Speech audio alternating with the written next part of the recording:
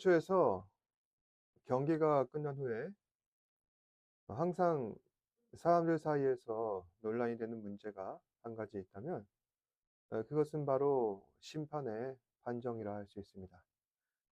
예를 들어서 많은 사람들이 즐겨보는 축구에서도 과거에는 심판이 잘못해서 경기 운영이 엉망이 되는 경우가 더러 있어 왔습니다.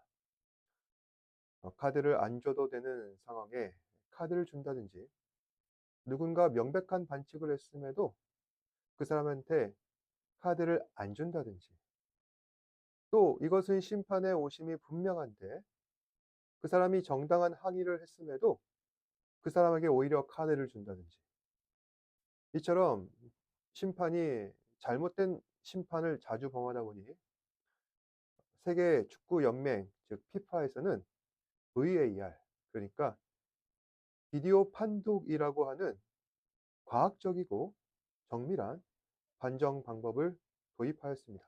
그런데 아무리 좋은 기술을 도입하여도 정작 심판이 그 판정을 인용하지 않는다면 그 경기 역시 VAR이 있으나 마나인 상황으로 돌아가게 되는 것입니다. 이것은 주심이 정당한 판정을 해야 할 때 포기하거나 묵인해 버렸기 때문입니다.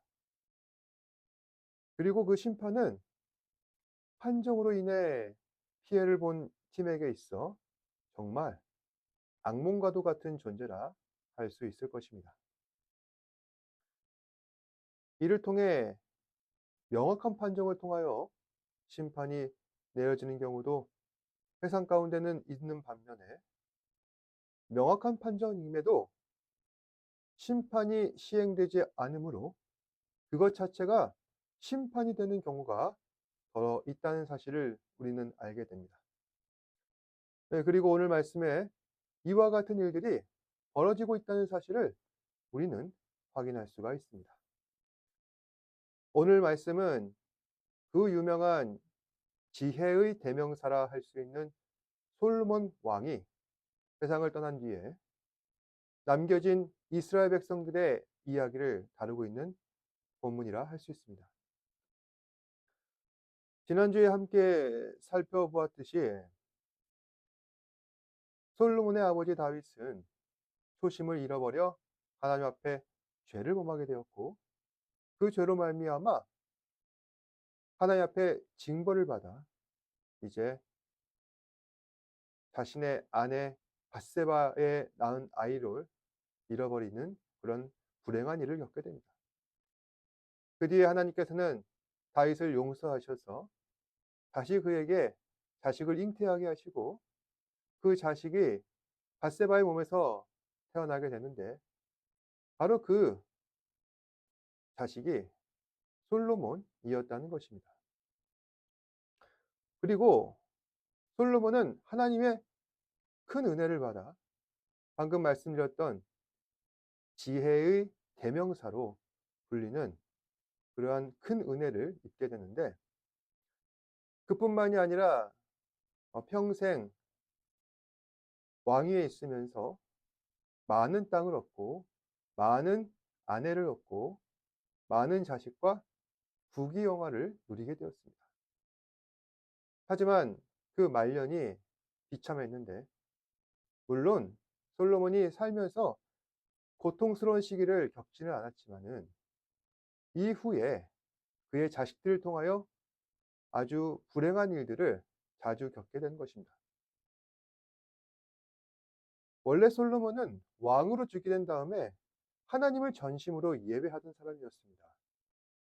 그럼에도 불구하고 그 초심을 잃어버렸으니 하나님께서는 하나님을 배역하고 자기 아내, 즉 이방 사람들이었던 자신의 그 왕비들을 더 사랑했던 그런 솔로몬에게 징계하고자 오늘 한 가지 심판을 그 솔로몬의 후손들에게 나타내고 계십니다. 열왕기상 11장 35절 말씀인데요.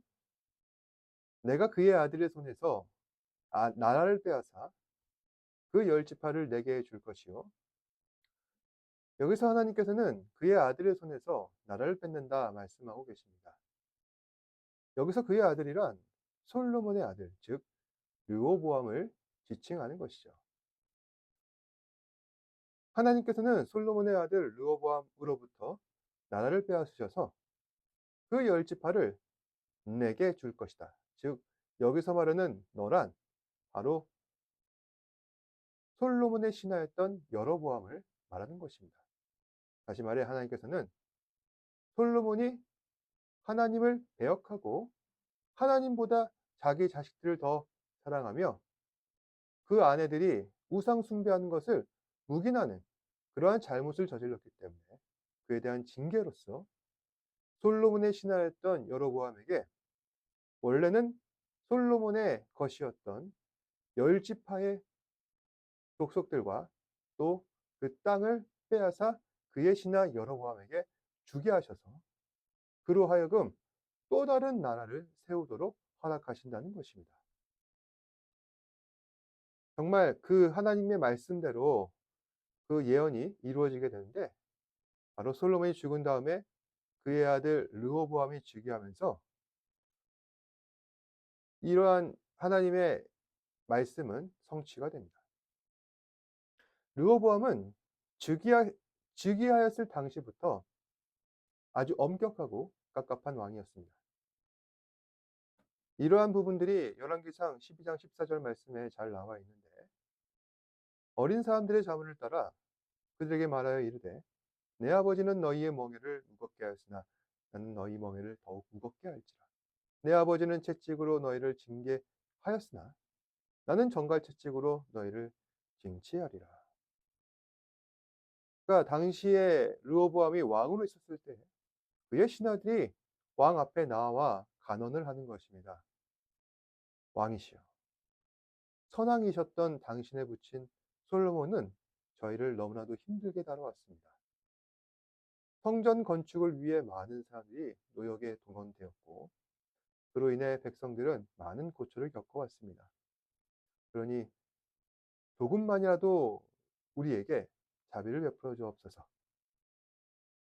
하지만 르호보암은 신하들의 말을 듣지 않습니다.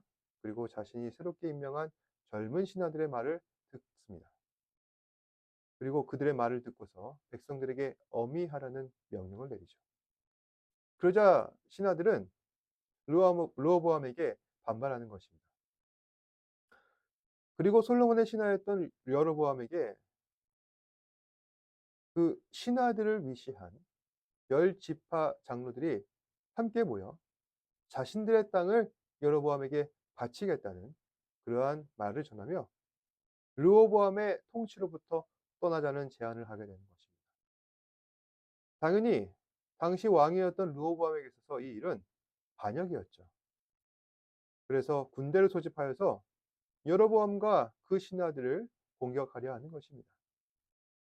하지만 하나님께서는 그 당시에 선지자였던 스마야 선지자를 보내셔서 르호보암의 공격을 중지시키시고 이처럼 여로보암이 반기를 들고 르호보암의 치하로부터 떠나게 되는 것은 다 하나님의 뜻 가운데 있는 사실임을 말씀하셨습니다. 결국 르호보암은 선지자 스마야의 이야기를 듣고 공격을 멈추게 됩니다. 그래서 다시 군대를 물림으로써 북쪽에는 여로보암이 이끄는 북이스라엘, 남쪽에는 르호보암이 이끄는 남유다의 모습으로 이스라엘이 분열왕국의 형태를 이루게 됩니다. 그리고 오늘 새롭게 북이스라엘의 왕이 되었던 여로보암이 자신의 첫 번째 정책을 백성들 앞에 공표합니다. 그것은 바로 종교개혁이라는 것이죠. 종교개혁하면은 뭔가 새롭고 대단한 것을 사람들이 기대할 법도 하지만은 이 종교개혁은 결국에는 우상 숭배를 이야기하는 것입니다. 금송아지 우상을 두 개를 만들어서 하나는 북이스라엘 안에 있었던 베델이라고 하는 곳에 두고 또 하나는 단이라고 하는 곳에 두자는 것입니다. 자, 원래 하나님 앞에 예배를 어떻게 해야 하는가? 북이스라엘도 유다도 마찬가지로 예배 방법에 대해서 소개를 드리자면은 솔로몬 왕이 예루살렘 성전을 만든 이후로 북이스라엘이든 남유다는 모든 이스라엘 백성들은 예배를 예루살렘에서만 드려야 합니다. 그리고 이 예루살렘은 이스라엘이 나누어진 뒤에 르호보암이 이끌고 있었던 남유다 쪽에 있었습니다. 자, 북이스라엘은 어디서 하나님 앞에 예배를 해야 합니까? 바로 남유다에 있는 예루살렘으로 와서 하나님을 예배해야 하는 것이죠. 그러니까 이 북이스라엘과 남유다가 아무리 나라가 둘로 갈라져서 서로에게 불편한 감정들이 있다 할지라도 그들은 하나님의 택함 받은 이스라엘이기에 예배는 이스라엘 백성들이 드려야 하는 예루살렘에서 드려야 한다는 것입니다. 그런데 오늘 말씀해 보시면 여로보암이 이끄는 북이스라엘은 어떻게 하고 있습니까? 28절부터 29절 보시면은 이에 계획하고 금송아지를 만들고 우리에게 말하기를 너희가 다시는 예루살렘에 올라갈 것이 없도다. 이스라엘아, 이는 너희를 애굽 땅에서 인도하여 올린 너희의 신들이라 하고 하나는 베델에 두고 하나는 단에 둔지라. 그러니까 여로보암은 왜 이렇게 했는가?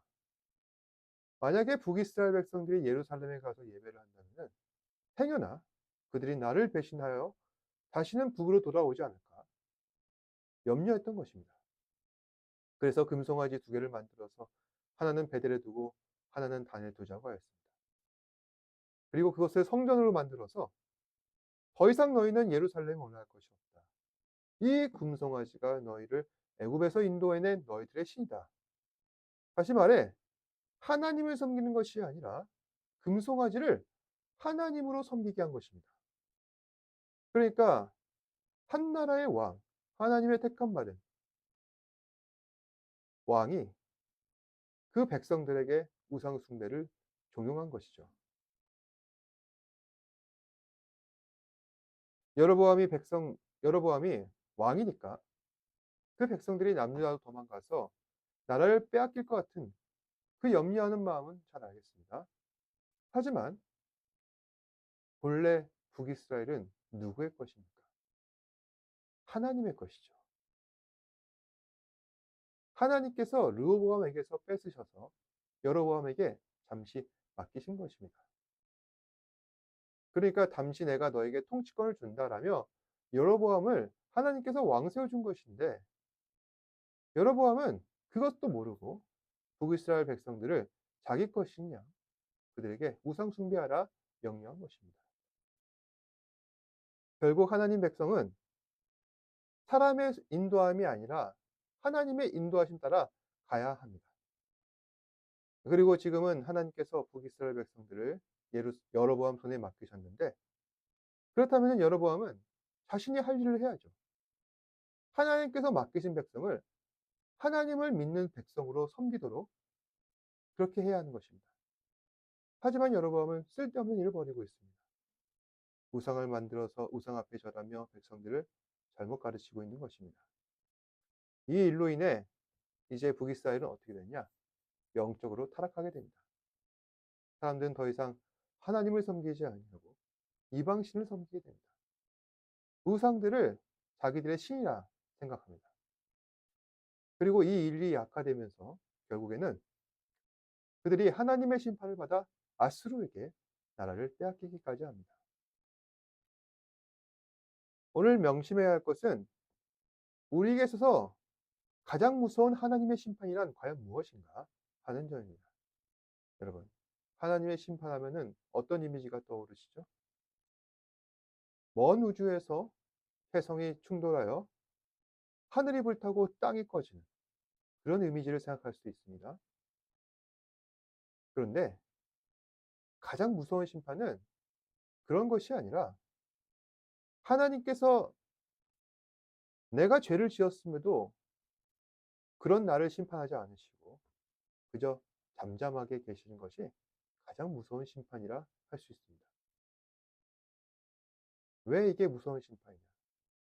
성경에서는 이것을 하나님의 진노의 잔이라고 하는데, 다시 말해 하나님께서는 인간을 심판하실 때 빵 터트리시는 것이 아니라 참으시고 또 참으시고 누적하셔서 참을 수 없을 때까지 참으신 다음에 마지막에 폭발하는 겁니다.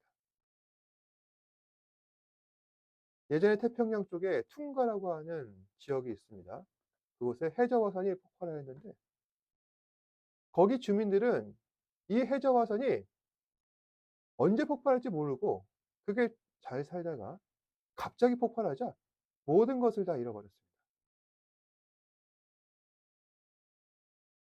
만약에 저기 한라산이나 백두산이 폭발한다면은 어떻겠습니까? 갑자기 폭발하여서 그것이 화산재가 뒤집어져서 그렇게 된다면은 우리의 일상은 마비가 되는 것입니다. 사실 지금은 그러한 화산들은 폭발하지 않고 있죠. 폭발하지 않는다고 해서 화산 활동이 멈췄느냐? 그게 아니죠. 계속 언젠가는 폭발할 때를 기다리며 계속 그 힘, 에너지를 누적하는 것입니다. 응축시켜서 나중에 그 때가 오면은 반드시 크게 폭발하는 것입니다. 하나님의 심판은 마치 이러한 화산과도 같습니다. 그때와 시기를 우리는 알 수가 없다. 그러니 무서운 것은 하나님께서 아무런 말씀 없을 때, 그때가 가장 무섭다는 것입니다. 언제 어디서 어떤 방식으로 나를 심판하실까? 오늘 말씀에서는 하나님께서 그 여로보암의 죄를 보시고도 가만히 내버려 두신 것을 볼 수가 있습니다. 그리고 그 이후에 왕들이 세워졌는데 그들의 죄를 보셔도 가만히 내버려 두셨습니다. 그러고서는 마지막 왕 호세아가 즉위하였을 때 하나님께서는 아수르라고 하는 거대한 제국을 쓰셔서 그 아수르의 칼을 통해 이스라엘 백성들을 가장 비참하게 전멸시키셨습니다. 이때까지가 하나님의 그 분노가 축적된 그 화산 에너지와 같이 그 심판의 그 에너지가 분출되는 것입니다. 우리도 마찬가지입니다. 그 화산은 언제 터질지 모릅니다. 오늘 아니면 내일일 수도 있습니다. 그래서 오늘 말씀을 통해 우리가 명심할 것은 바로 지금이 하나님의 은혜를 받을 골든타임이라는 것입니다. 여러분, 골든타임이란 무엇이죠? 재난이 일어났을 때 사람이 살 수 있는 가장 최적의 시간을 골든타임이라 말하는 것입니다.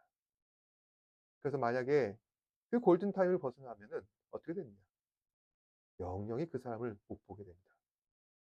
그런데 왜 지금이 하나님의 은혜를 받을 골든타임인가? 아직 우리에게 그 하나님의 심판이 임하지 않았기 때문입니다. 마치 축구 경기에서 90분에 경기 시간이 끝나는데도 불구하고 누군가 반칙을 범한다거나 경기가 지연되었을 때 심판이 로스 타임을 추가로 주는 것처럼, 마찬가지로 하나님께서는 즉시 그 경기를 끝내야 함에도 불구하고 계속 우리에게 로스 타임을 연장시키고 계십니다. 이것은 하나님께서 우리를 심판하지 않으시고 기다려 주시는 구원받을 은혜의 골든타임이라는 것입니다. 사랑하는 여러분, 오늘 말씀 속에서 여로보암은 이 골든타임을 잘 활용하지 못하여 결국에는 자기 백성들에게 죄를 범하게 만드는 그러한 우를 범하게 되었고, 그래서 하나님께서는 그런 여로보암을 향한 심판의 메시지를 지금도 누적하고 계십니다. 그리고 이러한 심판의 메시지를 자꾸만 유예하시는 그러한 목적은 바로 하나님께서는 기다리고 계신다는 것입니다. 너희가 회개할 것을 내가 기다리겠다. 사랑하는 여러분, 하나님께서는 지금도 하나님의 백성들이 하나님 품 안으로 돌아오는 것을 기다리고 계십니다. 하나님을 인격적으로 만나고 하나님을 전심을 다해 예배하는 그때를 지금도 기다리고 계신 것입니다. 이 사실을 기억하시고 오늘 하루도 하나님 앞에서 경건하고 겸손한 자세로 반응하시고 진정한 예배자로 거듭나시는 저와 여러분 되시기를 주님의 이름으로 축복합니다. 기도하겠습니다. 사랑과 은혜가 풍성하신 아버지 하나님, 오늘도 우리에게 은혜 주셔서 말씀을 통하여 내가 정말 하나님의 구원받을 만한 백성으로서 거듭날 수 있도록 인도하신 것 감사합니다. 우리에게는 죄로 인한 그 심판의 때가 점점 더 다가오는데 그럼에도 불구하고 하나님께서는 우리를 기다리시고 참아주시는 은혜의 골든타임을 지나고 있습니다. 이 골든타임 동안 하나님의 백성으로서 잘 살아갈 수 있는 우리 사랑하는 지체들 되게 하시고 그 말씀을 붙들고 매 순간 우리 삶 가운데 하나님 앞에 기도하며 또한 나의 죄를 없이 하시고 구원의 은총을 베풀어 주신 하나님의 은혜 앞에 더욱더 가까이 나아갈 수 있는 우리 사랑하는 지체들 되게 하여 주옵소서. 모든 말씀 예수님 이름으로 기도드립니다. 아멘. 하늘에 계신 우리 아버지여, 이름이 거룩히 여김을 받으시오며 나라가 임하옵시며 뜻이 하늘에서 이루어진 것 같이 땅에서도 이루어지이다. 오늘 우리에게 일용할 양식을 주시옵고 우리가 우리에게 죄 지은 자를 사하여 준 것 같이 우리 죄를 사하여 주시옵고 우리를 시험에 들게 하지 마시옵고 다만 악에서 구하시옵소서. 나라와 권세와 영광이 아버지께 영원히 있사옵나이다. 아멘.